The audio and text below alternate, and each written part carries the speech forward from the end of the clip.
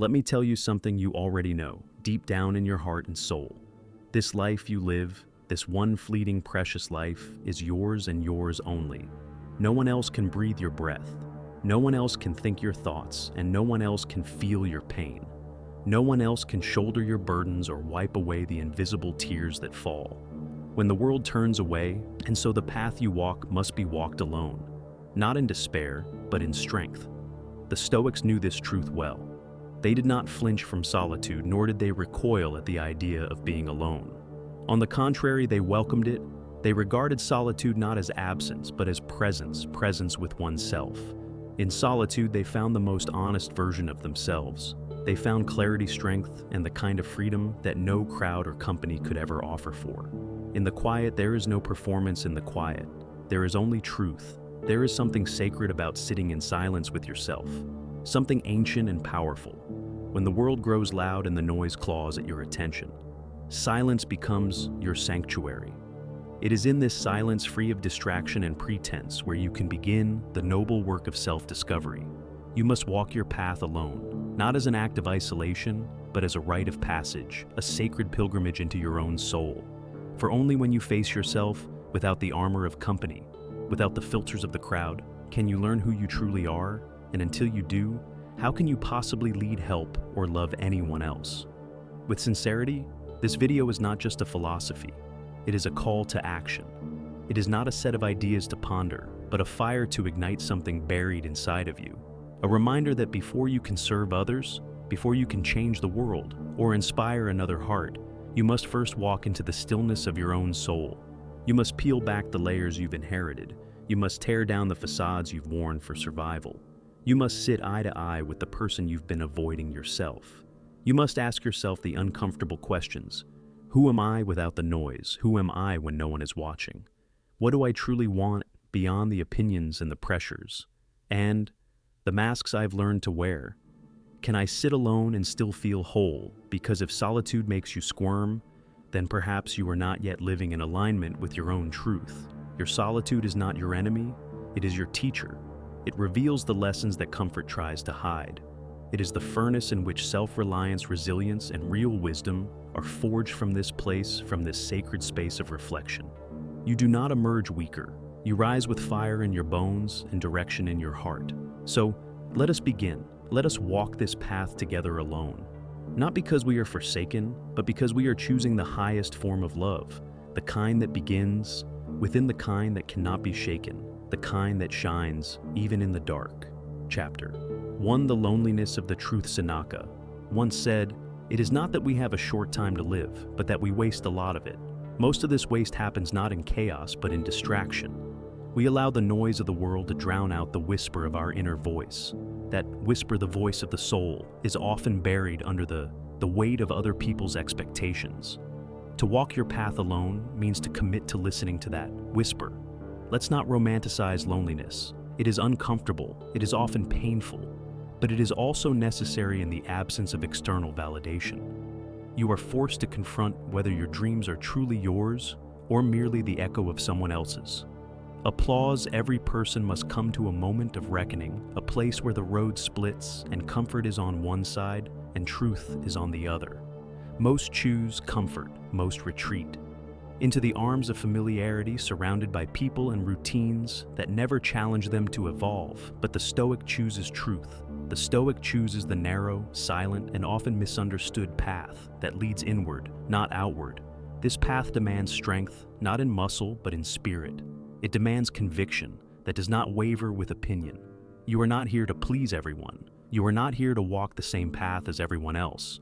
You are here to become who you were meant to be, someone aligned with their nature, not someone shaped by the whims of society. And that means stepping away from the crowd. That means walking in the opposite direction of comfort and predictability. That means abandoning the chase for approval, the mirage of popularity, and the illusions of sameness that lead so many astray. It means making peace with being misunderstood, with not fitting in, with taking a route that might feel unfamiliar, even to you. That means sitting in silence, asking hard questions, and being willing to not have all the answers. It means being vulnerable with yourself. acknowledging your fears without letting them guide your choices. It means staring directly at your inner contradictions and sitting with them, not to judge, but to understand. That means loneliness. But it is not the loneliness of emptiness, it is the loneliness of expansion, the space where your soul finally has room to breathe, grow, and realign with what is most essential. And here's the deeper truth. There's a secret one. Only. The brave discover loneliness doesn't mean you are lost. It often means you are finally found. It means you have stopped running from yourself, from your past, from your stillness. It means you are no longer trying to fill the void with validation, noise, or distraction. You are facing the void and realizing it isn't empty. It's full of the raw material of your becoming. You are no longer disguising your discomfort with busyness or chasing temporary highs to avoid sitting with your wounds. You are standing on sacred ground, on the edge of something greater than you've ever known your true self in that sacred confrontation. You are not breaking. You are building. You are not unraveling. You are being reborn. Every breath in solitude shapes you into someone who does not need to be defined by others. You begin to understand your fears, to trace their origins, to dismantle the beliefs that have kept you caged for years. This process isn't instant, and it isn't easy. But every moment spent walking through that inner fire sharpens your soul. Like steel beneath the hammer, you begin to feel a stillness growing inside you, a kind of unshakable presence that cannot be manufactured, only cultivated. You are learning that peace is not in being surrounded, it is in being centered. Centered not on outcomes, titles, or relationships, but on integrity, on alignment, on an unwavering commitment to your own growth. You are learning that your truest self is not found in reflection, but in revelation. That revelation is raw and unscripted. It comes not through echo chambers, but through deep silence, not through agreement, but through challenge, not through visibility, but through authenticity, through the courage to admit what you fear, through the stillness to observe what you feel, through the strength to walk into your own chaos and carve out a path with your bare hands. And revelation only comes when you walk alone through the valley, when you stop seeking light from others and begin to carry your own flame, when your flame becomes the only thing that lights your path.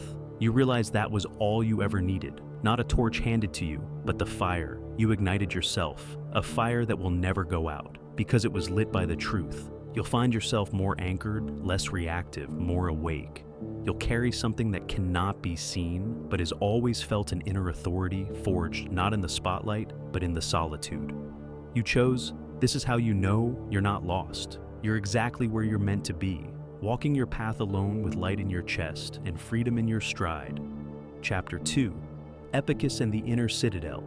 Epictetus, born a slave and later freed, knew better than most the meaning of internal strength. He spoke of the inner citadel, a fortress within the soul where no external force could reach. You could be chain-beaten, exiled, or even mocked, but no one could touch the fortress within unless you gave them permission to build that citadel. You must walk your path alone when you rely on others to define your worth or determine your peace. You hand them the keys to your inner kingdom, and when they leave, as all eventually do, you are left defenseless. Their absence becomes your collapse. Their silence becomes your unraveling. In depending on them, you unknowingly abandon yourself. Your emotional landscape becomes a reflection of someone else's actions. Your confidence becomes conditional. Your happiness becomes negotiable, and in that fragile exchange, your sovereignty is lost. Walking alone teaches you how to build walls, not to keep people out, but to keep your essence intact. You learn how to distinguish between who you are and who others want you to be. You discover that boundaries are not barriers. They are declarations of self-respect. They are not walls of separation, but walls of sacred space. Space, where you rediscover your center, recalibrate your compass, and reawaken your power. As you walk this path, you begin to feel the firm ground beneath your feet returning to you. You no longer question every step based on how others might perceive it. You walk for yourself, not in arrogance, but in alignment. You start hearing your own voice again, the one that was drowned out by obligation, expectation. And nor that voice grows stronger. The longer you stay with yourself, it becomes not just a whisper, but a rhythm, a chant, a battle cry. You begin to rebuild trust with yourself, brick by brick, moment by moment, promise by promise, you learn that the most sacred vow is the one you make and keep to yourself. Begin by taking time each day to retreat into yourself. Turn off the noise, no phones, no distractions, just you, your breath, and the truth. Sit with the discomfort. Let the silence swell. Let the thoughts bubble up. Some may be ugly, others will be illuminating, but they are yours and they carry the seeds of your liberation. Stay with them, trace them, journal them, understand them. Ask yourself, what am I afraid to face alone? What parts of me have I silenced to be accepted by others? What truth have I buried so deep I can barely name it? What lies have I fed myself to maintain peace at the cost of authenticity? The answer to these questions, though painful, holds the key to your freedom, and freedom is not found in running. It is not found in pretending. It is found in returning to the only place where peace can truly begin, within the silence, within the stillness, within the self. You've always been waiting to be fully known, fully honored, and finally set free. Chapter 3. The Mirror of Solitude. Solitude is a mirror. It shows you who you really are, not who you pretend to be in front of others. When you sit alone with nothing but your thoughts, you begin to see the patterns, the lies you've told yourself, the pain you've buried, the dreams you've delayed. Mark Mara's, Aurelius, emperor and philosopher, journaled daily. Not to show the world how wise he was, but to hold himself self-accountable. His meditations were private, reflections never meant to be published, yet they endure today as a testament to the power of solitude. He wrote, "You have power over your mind. Not outside events realize this, and you will find strength." Ask yourself, can you sit in a room alone without needing to numb yourself with entertainment? Can you resist the compulsion to check your phone, scroll through a screen, or chase a distraction? Can you sit with your own silence and listen, not to outside noise, but to the stirring beneath your chest? Can you stare into the mirror of solitude and not look away, even when it shows you the parts of yourself you've tried to forget, the patterns you've ignored, the wounds you've wrapped in smiles? Can you bear the weight of your own thoughts without running from them? That mirror will not flatter you. It will reveal you. It will offer no filter, no applause, no escape. And in that reflection, in that raw confrontation, you begin the process of becoming who you are truly meant to be. In solitude, you are no longer playing a role. You are no longer editing yourself to fit a version of acceptance. You are simply there with your truth. And the truth, though sharp, is always sacred. The first step to greatness is honesty, and honesty is born in silence. Not the kind of silence that comes from avoidance or suppression, but the deep, fertile silence that holds space for your truth to surface. A silence that is not passive, but profoundly active. It is the soil where courage is cultivated, where the roots of self-respect take hold. In that silence, there are no applause breaks, no curated filters, no external cues telling you what to believe. There is only you and the still often uncomfortable truths that rise to meet you. It is in this stillness, where nothing is performed and nothing is filtered, that you meet your courage. It is where you confront the ghosts you've kept hidden in the shadows. These are not just fleeting fears, but the deep-rooted beliefs that have shaped you. Beliefs about your worth, your identity, your place in the world. It is where you realize that growth is not always graceful. It is raw, jagged, and demanding. It is unglamorous. It is filled with doubt, confusion, and resistance. But it is also where something sacred stirs within you. A recognition that the pain you feel is not punishment, but preparation. But in that honest space, you begin to reclaim yourself, because it takes bravery to face yourself without armor. It takes more courage to admit your own flaws than to point out the flaws of others. It takes the strength of 10,000 warriors to peel back your layers and examine your wounds, to ask, where did this come from? What am I still carrying that no longer serves me? It takes grit to listen to the unspoken fears that knock on your chest. In the quiet moments, fears that tell you you're not enough, that you're too broken, that you'll never change, and it takes humility to sit with your limitations without shame, to embrace them as part of your sacred architecture. Your scars are not signs of weakness. They are the evidence of survival. They are the chapters of your becoming. But once you do, the noise of the world loses its grip. The chatter that once dictated your direction begins to fade. The voices that used to shake your resolve now barely register, like distant echoes lost in the fog. What once seemed urgent becomes irrelevant. What once hurt begins to dissolve, The opinions that once rattled, you become whispers lost in the wind. You stop trying to earn your worth in a world that never knew how to measure it in the first place. They hold no weight because your truth has become heavier, more grounded, more real. Your convictions no longer sway with the tides of popularity or peer pressure. They anchor you with quiet strength. The doubts that once chained you lose their weight, fall away like dead leaves. From a strong tree, you no longer define yourself by your failures or fears. Instead, you begin to wear your scars like medals, not for show, but for truth. You no longer need to be carried. You have found your own footing, a footing born not of perfection, but of presence. And from that silence, the seeds of transformation begin to grow. They stretch toward the light of your awareness. They root deep into your values, piercing into the soil of your soul. They intertwine with your purpose, becoming inseparable from the person you are becoming. They grow in the dark first, where no one can see, where only you and the silence bear witness, and slowly they bloom into strength, silent, steady, and self-born. The silence bear witness, and slowly they bloom into strength, silent, steady, and self-born, a strength that doesn't flare with rage or seek recognition. A strength that wakes with the dawn and works without applause. Strength not granted by another, but cultivated from within, a strength that is not loud but unshakable. A strength that does not boast, but endures. A strength that does not bend to flattery nor break under criticism. A strength that knows itself, walks with its own rhythm, and does not waver.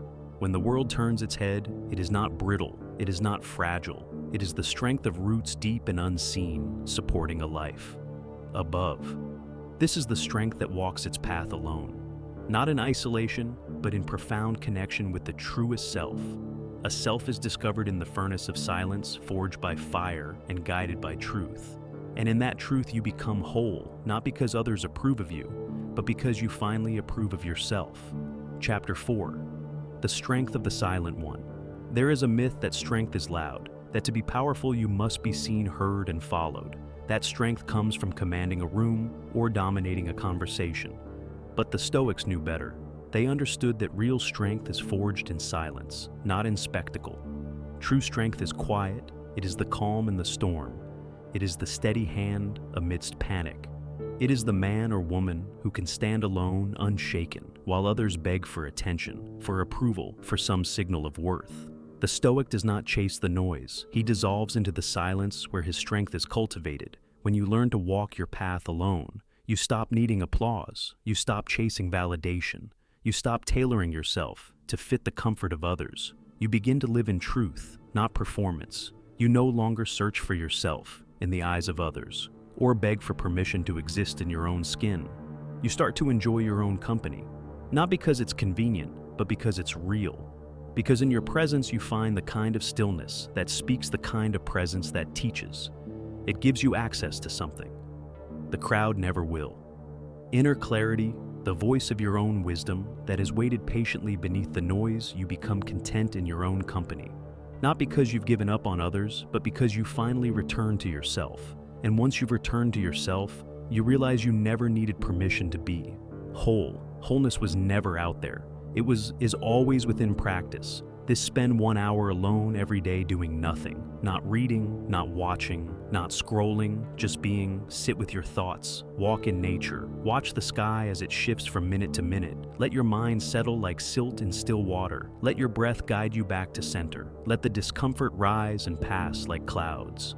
At first it will feel foreign, like learning a forgotten language, but that language is your own. The more you listen, the more fluent you become.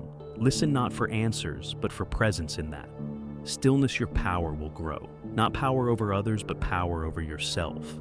Power over your impulses, over your fears, over the part of you that is tempted to run at the first sign of discomfort. Power over reactivity, insecurity, and distraction. It is the kind of power that cannot be given or taken, only earned through presence, discipline, and the refusal to abandon yourself. The world trains you to crave stimulation, to seek distraction, to run from yourself. From the moment you wake, your attention is pulled in 1,000 directions. Likes, notifications, news, noise. You're taught that silence is something to avoid, that stillness equals stagnation, that solitude is a sign of failure. You're made to believe that the next thrill will save you, the next screen will fulfill you, the next voice will complete you. But these are illusions, fleeting moments of escape that only distance you further from yourself. The more you chase the outside world, the more estranged you become from your own soul.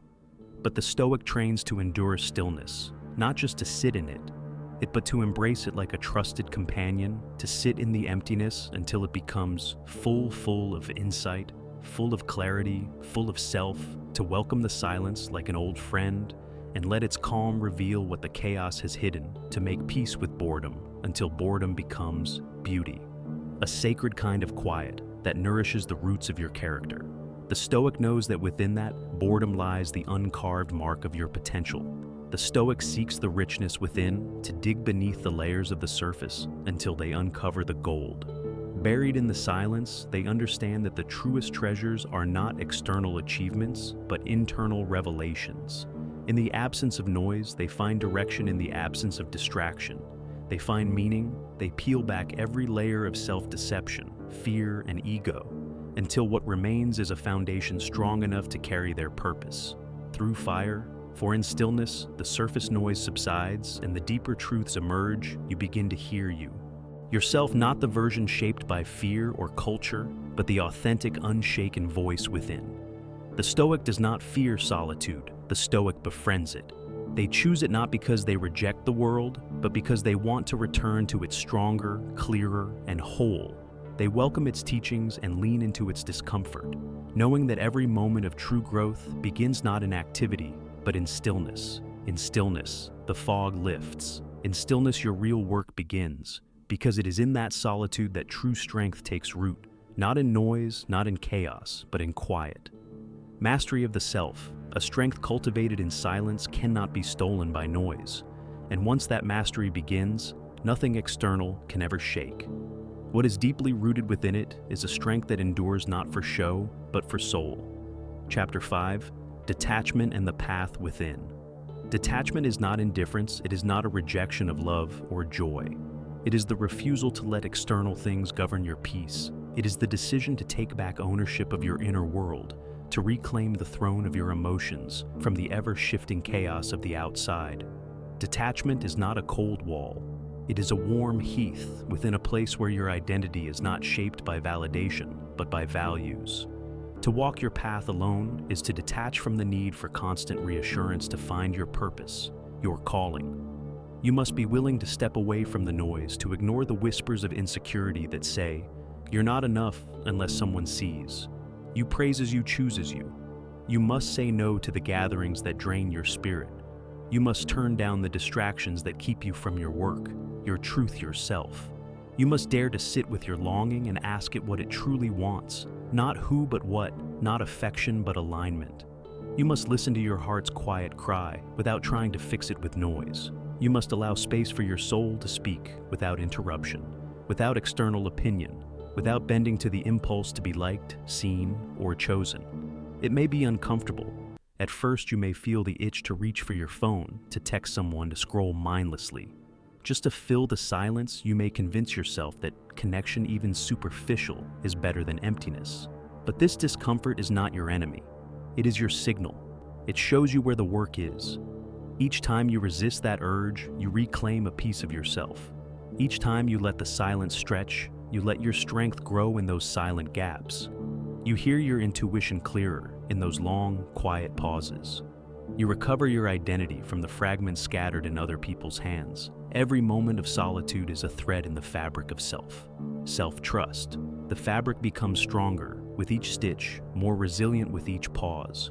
You begin to realize that peace isn't found in being filled. It's found in being centered. It's found in knowing that your value is not determined by someone else's proximity, but by your alignment with your own truth. Detach not from love, but from dependency. Detach not from joy, but from the illusion that joy must come from outside. You detach not from people, but from the belief that their presence validates your worth. Detach from the false belief that you are not whole unless someone else completes you. You are already whole, entire, lacking nothing. You are not a half searching for. Another half, you are a universe, learning how to orbit yourself. The Stoics believed that virtue alone is sufficient for happiness. They believed the good life was not found in the abundance of things or people, but in the depth of character strength, in values, loyalty to principle, peace in simplicity. Everything else is decoration. Beautiful perhaps, but not necessary. When you stop chasing what you think you need, you begin to realize what you already are. You stop performing. You stop pleasing. You start being. And that realization is the root of unshakable freedom. It is not freedom free from the world, but freedom from the illusion that the world holds your peace in its hands. Chapter 6. The Trial of Isolation. Every great soul must pass through the fire of isolation. Jesus went into the desert. Buddha sat under the tree. Marcus Aurelius ruled from the lonely seat of power. There is no greatness without solitude. Do not fear isolation. Embrace it. It is the furnace where character is forged. It strips you down to the bone, not to break you, but to rebuild.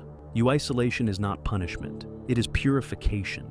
It is where distractions fall silent, and all that is left is the quiet weight of who you are without anyone watching. In that sacred silence, you begin to separate what is essential from what is performative in isolation. There are no masks, no performances, just you, no audience to impress, no expectations to meet, only raw, unfiltered truth. The parts of you that have been buried beneath social conditioning and external approval begin to rise. You face yourself in full clarity, not as a curated version, but as you truly are. So, what will you do with that time? Will you numb it, or will you use it? Will you avoid yourself, or will you confront the unfinished stories inside you? Will you sit in denial or step into discovery? Will you become bitter, resentful that the noise is gone? Or will you become better, grateful that now you can finally hear your own voice?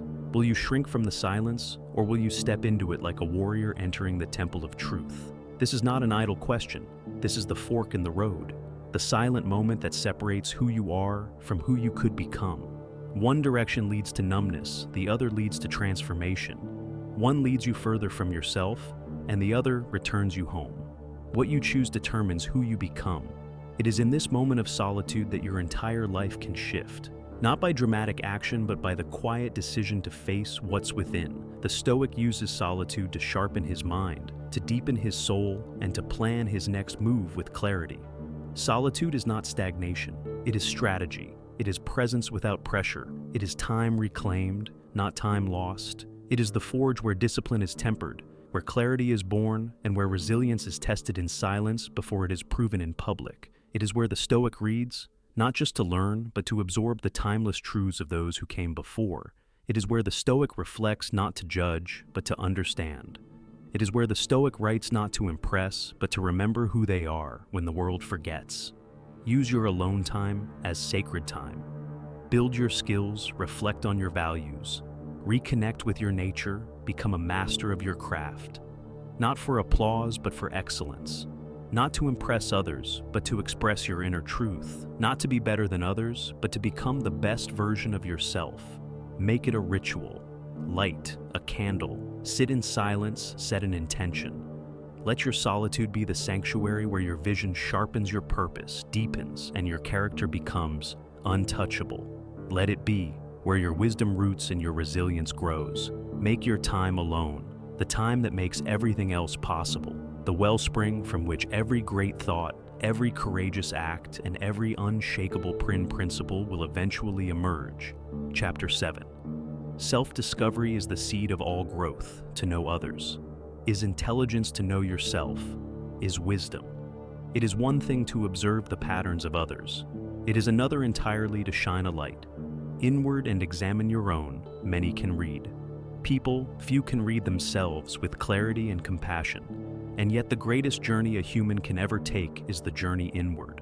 Most people never truly know themselves. They live on autopilot, reacting to the world, shaped by their past, controlled by their fears. They inherit beliefs without questioning them. They repeat pattern without understanding their origins. They numb their discomfort instead of exploring its message. They live in costumes dressed for approval, armored against judgment, veiled even from themselves. But Theon Stoic rejects this life. The Stoic chooses the harder path to unmask, to examine, to know. You must become a student of yourself. Study your habits, not just what you do, but why you do it. Examine your thoughts, not just their content, but their tone, their source, and their impact.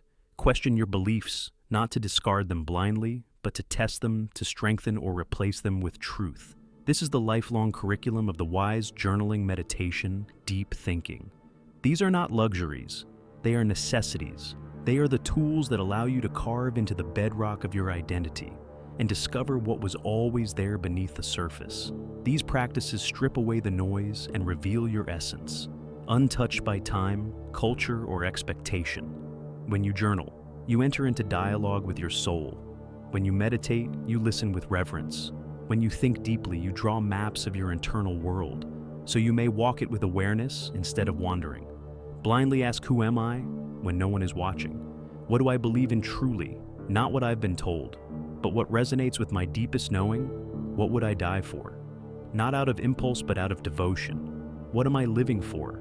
When all the noise fades and only the essential remains, these questions are not indulgences. They are compasses. They guide you not to comfort, but to truth. You will not find these answers in a crowd. You will not find them on a screen or in someone else's words. You will not find them in the noise of opinion or the glitter of achievement. You will not find them in likes and applause or in the reflections of your curated image. You will not find them in fast advice or quick inspiration. These are truths that take time, truths that demand your stillness, your vulnerability, your attention. They live beneath the surface of all the roles you've played and all the identities you've performed to fit in. They are waiting to be uncovered, not given. You will find them in solitude and silence, in the sacred pause between distractions, in the trembling calm that follows a deep exhale, in the silence that does not seek to be. Filled but honored in the quiet moments, when you're not performing, not chasing, not editing yourself for the sake of anyone else. It is in this deep inner sanctuary that your most authentic voice begins to speak. And when it does, it doesn't shout. It whispers, it nudges, it reminds you of who you've always been. Beneath the noise, it calls you back to your essence, not to impress, but to be whole, in the unwavering honesty that only comes when you sit with yourself long enough to hear what your soul has been trying to say all along. You rediscover your path, not someone else's road, not society's plan. Your path, you will find those answers, not in the many, but in the one yourself. You will find them on your path alone, where the only voice that matters finally has room to speak. And that voice, once heard, once honored, will guide you forward with the kind of confidence that cannot be taught, only remembered. It is not new wisdom, but ancient truth returning, and that truth will set you free. Chapter 8. Walking alone to lead others. Well, ironically, walking your path alone is the very thing that qualifies you to lead, love, and serve others. It's not solitude that disqualifies you from community. It's what prepares you to enter it with depth, stability, and clarity. For only when you know yourself can you truly understand others. Only when you have endured your own silence can you be present for someone else's pain, without needing to fix it, without making it about you. When you no longer need anyone, you are finally ready to be of use to everyone. You are not swayed by flattery. You are not manipulated by guilt. You are not controlled by the need to be liked. You are strong, not because you dominate, but because you are rooted. You don't seek to control others. You simply no longer let them control you. This kind of strength makes you a lighthouse rather than a ship tossed by the tide. You offer light, but you don't chase storms. The Stoics were advisors to emperors, generals, and kings, not because they sought power, but because they had mastered themselves. They were trusted not because of what they wore or what they owned, but because of how they lived, and what they represented. Their presence carried weight. Because their wisdom had been tested in solitude, not borrowed from books alone, they knew the chaos of power, and so they could offer calm. They knew the temptation of fame, and so they could offer perspective. If you want to help the world, start by helping yourself. Build your inner citadel. Strengthen your boundaries. Sit with your weaknesses. Walk your path. Face your demons without flinching. Find your truth and let it reshape the way you speak. Act and serve. You cannot pour from an empty cup, but you also cannot pour from a cracked one seal. The fractures with patience rebuild the foundation with courage. And then when you are full, when your cup overflows, not from adrenaline or performance, but from a deep well of alignment, you can give without depletion. You can love without losing yourself. You can listen without needing to speak. You can lead without the need to be followed. You can serve not from scarcity, but from abundance. Walk your path alone. Not because no one else matters, but because you must become someone who can truly matter to others, because your solitude isn't an escape, it's an education. And from that education comes a strength, a wisdom, and a presence that the world deeply needs. Chapter 9, The Discipline of Inner Sovereignty. Walking alone is not only a test of courage, it is the cultivation of discipline in a world that rewards speed, noise, and constant reaction. Choosing the quiet, deliberate pace of self-mastery is an act of rebellion. The Stoics knew that freedom is not doing whatever you want. It is having the power to do what is right, even when no one is watching. That power comes from within. When you walk your path alone, you train yourself to become sovereign over your own impulses. You begin to observe the forces within you, the tug of temptation, the pull of comfort, the storm of emotion, and instead of submitting, you learn to steal. You learn how to delay gratification. You learn how to sit still when your mind screams for escape. You learn how to wait when others rush headlong into urgency. You learn how to endure the discomfort of uncertainty without falling apart, how to remain steady while everything around you wavers. Solitude becomes your gym, your monastery, your proving ground. It is not the absence of the world, but the presence of the self, fully engaged, fully awake, fully in command. And this kind of discipline doesn't just make you more focused, it makes you more free because you are no longer at the mercy of your moods or circumstances. You are no longer tossed around by every opinion or seduced by every distraction. You begin to master the art of response, not reaction. You begin to slow time down, not literally but internally, creating space between stimulus and choice. You begin to lead yourself, and that is the first qualification for leading anyone else, because if you cannot govern your own mind, how can you influence another's? To walk alone is to walk with integrity. It means living in alignment with your values, not your convenience. It means choosing what is right over what is easy. Especially when no one is watching, it means honoring your truth, even when it's inconvenient, even when it hurts, even when it costs you something. It means building a life that is not only efficient, but meaningful. A life with soul, with depth, with intention. A life that can weather storms, not because it's sheltered, but because it's rooted, and it is in this solitude, in this sacred independence, where that foundation is laid. This is where you learn what you believe, why you believe it, and whether you're willing to live it without the noise, without the crowd, without the applause. You discover what you actually stand for, and what you're no longer willing to compromise for approval. So when the world says you're falling behind, let your silence answer. Let your breath slow. Let your roots reach deeper. Let your stillness be louder than their urgency. When others say, "Why aren't you doing what we're doing?" let your peace respond. Let your quiet confidence echo. Where their confusion roars, let your posture speak for you. You are not behind, you are beneath the surface, where roots grow deep, where storms cannot shake you, where time is not wasted but invested, where you are becoming the kind of person who doesn't need to catch up, because you've been building what cannot be rushed. And when you rise, it will not be noise. They hear it will be thunder. Not the thunder of ambition, but the thunder of presence. Not a shout, but a shift. The quiet force of someone who has mastered themselves before they've tried to shape the world. Someone who knows that the loudest power is often the calmest, that the deepest influence begins in silence, that the strongest souls are forged far from the spotlight in the sacred space of walking alone. Chapter 10, The Unshakable Center. What does it mean to be unshakable? It means you are no longer carried away by every storm, no longer bent by every breeze.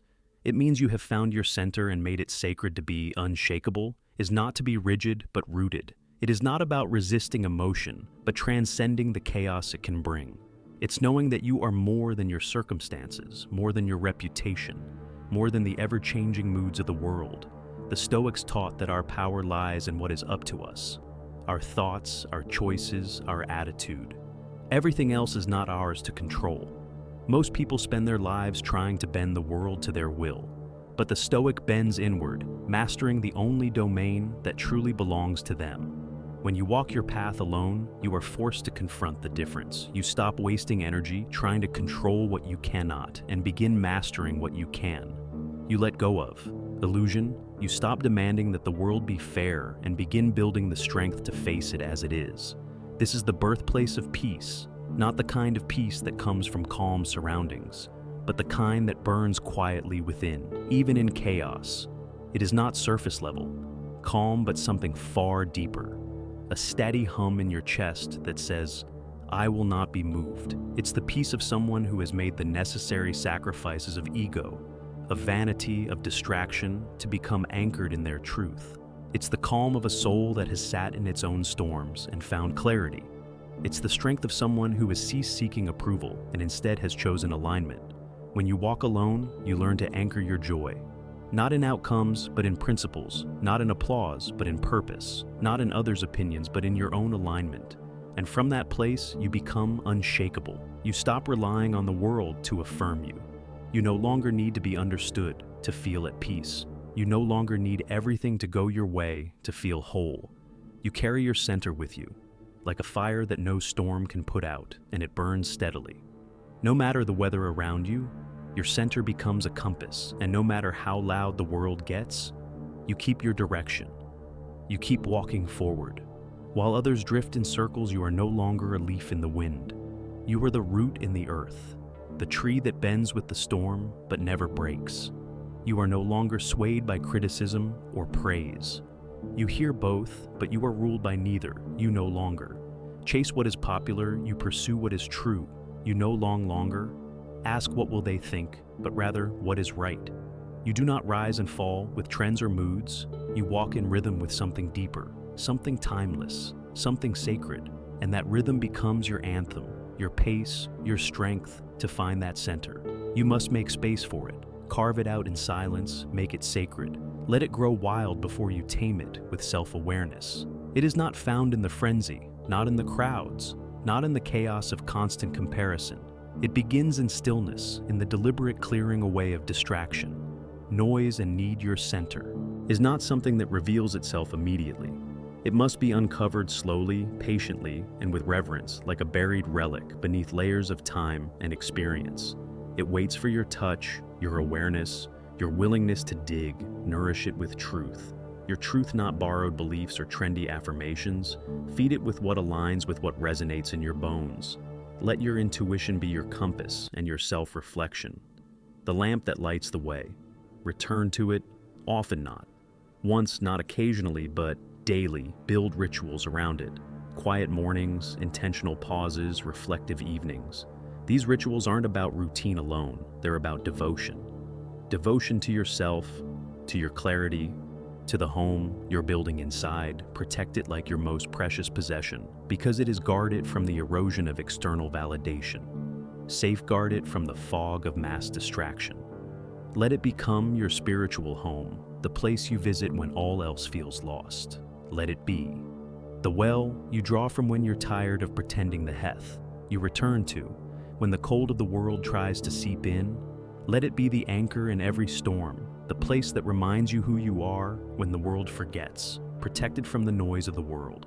Not with walls, but with awareness. Awareness that not everything deserves your attention, that not every voice has earned the right to enter. Know the difference between stillness and stagnation. Stillness restores, stagnation depletes. Know the difference between peace and avoidance. Peace empowers, avoidance hides. The more you return to your center, the more familiar it becomes and the more unshakable you become.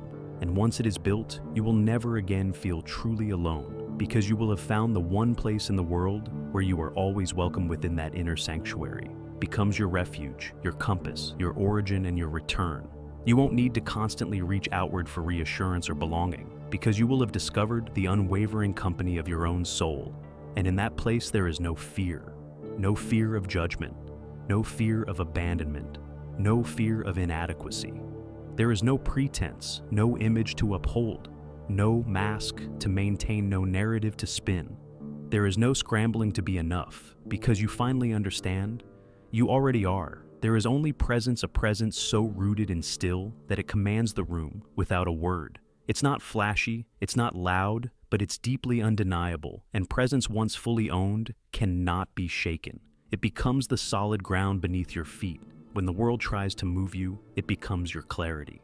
In confusion, your peace. In the noise, your light in the dark. It cannot be stolen, it cannot be silenced, it cannot be traded or borrowed. It becomes your armor and your invitation, your shield from the chaos and your bridge to true connection.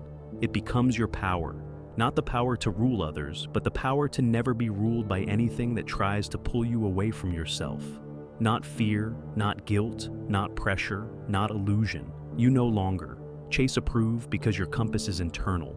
You no longer chase love because you carry it. You no longer seek to prove, you simply are. It becomes the rhythm of your walk, the steadiness in your gaze, the stillness in your strength. You move slower, but with intention. You speak less, but with gravity. You act without reaction, love without attachment, live without permission. And from this place you rise, not with noise, but with knowing, a knowing that can't be explained, only felt a knowing that others recognize in your quiet courage, your unshaken peace, your grounded presence, a knowing that radiates beyond your words, that brings others home to themselves simply by witnessing you and yours. This is what it means to walk your path alone and to arrive not empty, but whole. Stay tuned for more Stoic wisdom.